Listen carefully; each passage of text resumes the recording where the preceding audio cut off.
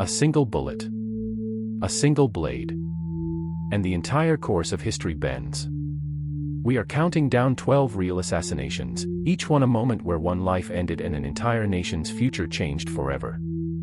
Stay until number 1. It did not just end a man's life.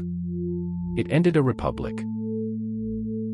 We are counting down from 12 to 1, from a modern peace process shattered in an instant to an ancient republic torn apart on its own Senate floor. Every event on this list is real, documented history, and every one changed what came next. Number 12, Yitzhak Rabin. On November 4, 1995, the Israeli Prime Minister was shot after a peace rally in Tel Aviv by a man who opposed the peace process he had just signed. Just months earlier, Rabin had signed the Oslo Accords, a landmark peace framework between Israel and the Palestinian Authority. The assassin was not a foreign enemy, but a young Israeli law student who believed the peace process itself was a betrayal. The shooting happened just moments after Rabin sang a peace song alongside thousands of supporters at the rally. His blood-stained lyrics sheet, found in his jacket pocket, became one of the most haunting artifacts in modern Israeli history. The peace process he championed slowed dramatically in the years that followed, its momentum never fully recovering. A modern peace shattered in an instant is a sobering start. But some assassinations did not just slow progress, they triggered open warfare in the streets. Next, a president murdered by his own soldiers, for the peace he had made. Number 11, Anwar Sadat. On October 6, 1981, the Egyptian president was assassinated during a military parade in Cairo, by soldiers marching in his own honor. 2 years earlier, Sadat had signed a historic peace treaty with Israel, ending decades of formal war between the two nations. His killers were members of an extremist military faction who viewed the peace treaty as an unforgivable betrayal of the wider Arab cause. The attack unfolded in seconds, gunfire erupting during what should have been a ceremonial celebration. His successor, Hosni Mubarak, who survived the same attack, went on to rule Egypt for nearly 30 years. Despite the assassination, the peace treaty itself endured, remaining in force between the two nations to this day. A leader killed for making peace is one kind of tragedy. But some assassinations were not aimed at ending a war, they were aimed at silencing a movement. Next, a voice for civil rights, silenced mid-sentence. Number 10, Malcolm X. On February 21, 1965, the civil rights leader was shot while beginning a speech at the Audubon Ballroom in New York City. He had just begun speaking to a crowd of supporters when the shooting broke out on the ballroom floor. The assassination came amid deep tension following his public split from a religious organization he had once represented. His death shocked a movement already navigating profound internal divisions over strategy and philosophy. His autobiography, published shortly after his death, became one of the most influential books of the 20th century. His legacy grew in the decades that followed, influencing generations of activists who came after him. A movement losing one of its boldest voices is a profound loss.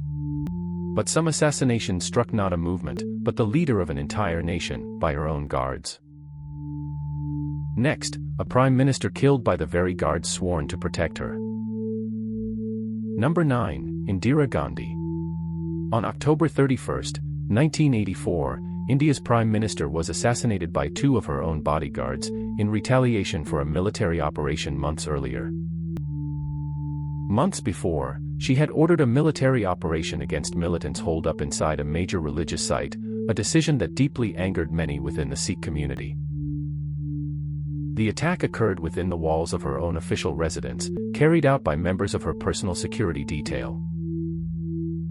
Her assassination triggered days of intense violence against the Sikh community across India, one of the darkest chapters in the nation's post-independence history.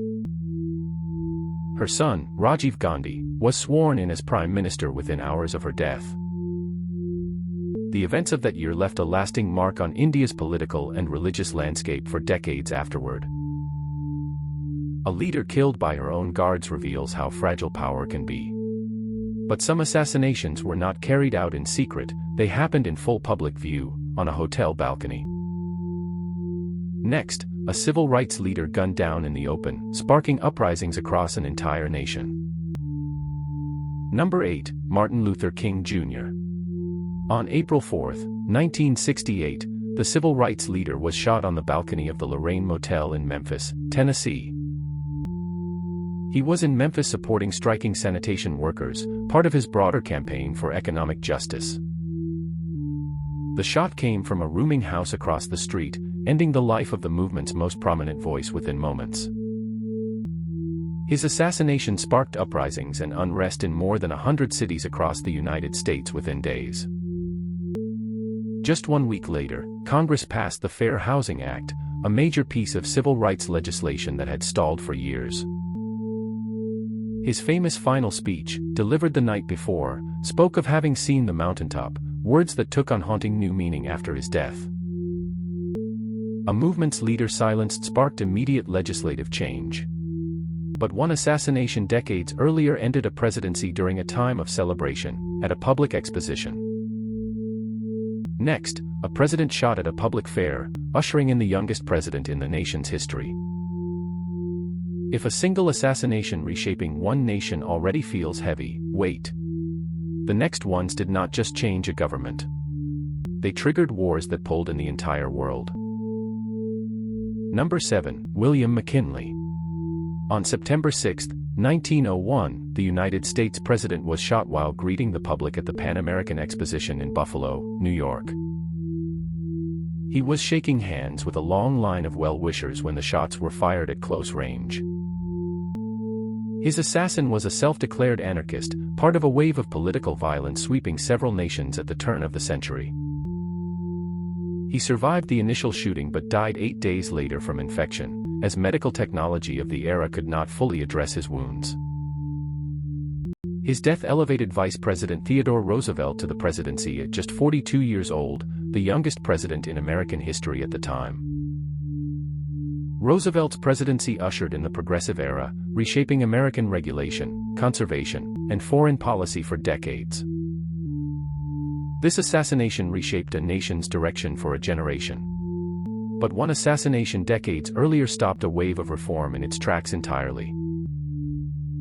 Next, an emperor who was reforming his empire, killed by the very revolutionaries his reforms were meant to satisfy. Number 6, Tsar Alexander II. On March 13, 1881, the Russian emperor was killed by a bomb thrown by revolutionaries in St. Petersburg, just after he had signed a major reform decree. He was known as the Tsar Liberator, having freed millions of serfs from bondage decades earlier through sweeping reform. His killers belonged to a revolutionary group who believed violent upheaval, not gradual reform, was the only path to real change. A first bomb wounded his carriage guards, and he stepped out to check on them, directly into the path of a second, fatal explosion. His son and successor abandoned the path of reform entirely, launching a period of harsh political repression across the empire. That reversal deepened the very unrest reformers had hoped to prevent, laying groundwork for revolution decades later. A reformer killed just after signing reform is a bitter irony. But one assassination did not just end reform, it ended a spiritual movement's most gentle voice. Next, a man who preached nonviolence his entire life, killed on his way to evening prayer. Number 5, Mahatma Gandhi. On January 30, 1948, the leader of India's independence movement was shot while walking to an evening prayer meeting in New Delhi. He had spent decades advocating for nonviolent resistance, a philosophy that helped end British colonial rule in India just months earlier.